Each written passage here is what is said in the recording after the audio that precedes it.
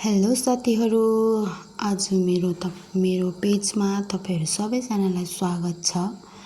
र अब चाहिँ हाम्रो गोदावरीको चाहिँ अब कटिङ राख्न लागि चाहिँ तयार भइसकेको छ।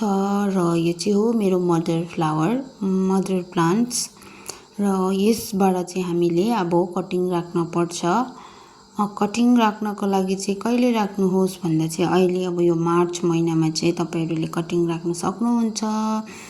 र म पनि यो मेरो जति पनि मदर प्लान्ट्सहरु छ त्यहाँबाट चाहिँ म यसको हेल्दी मुनाहरु चाहिँ लिएर एकदमै ल्याएर चाहिँ क्रेटमा यसको कटिङ चाहिँ राख्न गइरहेको छु।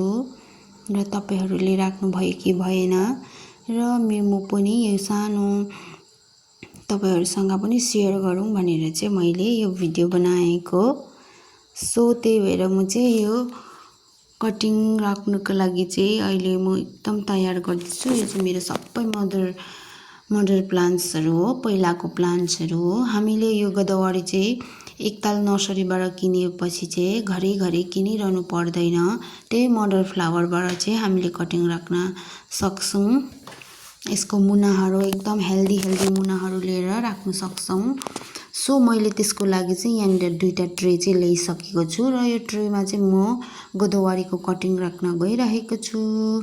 अन्त यसमा चाहिँ मैले तपाईहरुले जेमा पनि राख्न सक्नुहुन्छ। र म चाहिँ दुईटा यो क्रेट लिएको छु। र यहाँनिर चाहिँ अब मैले माटोहरु कसरी चाहिँ म यो कटिङ लाउनको लागि मलहरु चाहिँ कस्तो खालके माटो मिक्सरहरु चाहिँ बनाउँछु भनेर त्यही भन्न गइरहेको छु। यहाँनिर चाहिँ मैले लिएको छु बलुवा, अन्त बलुवा त्यहाँदेखि अलिकति गाईको मल त त्यस्तो पर्दैन, जंगली मल लगाउनुहोस् तपाईहरुले। सो मैले चाहिँ मेरोमा अलिकति कोकोपिट पनि अवेलेबल थियो। सो त्यही भएर चाहिँ मैले कोकोपिट पनि लिएको छु। र यो कटिङ चाहिँ मैले अरूकोबाट खोजेर ल्याएको हो। सो अन्त मैले चाहिँ यहाँ कटिङहरु चाहिँ कसरी कटिङहरु राख्नुस् भन्दाखेरि चाहिँ यहाँ देखाइरहेको छु। एकदमै हेल्दी मुनाहरु लिएर चाहिँ तपाईहरुले यसरी कटिङ राख्न सक्नुहुनेछ।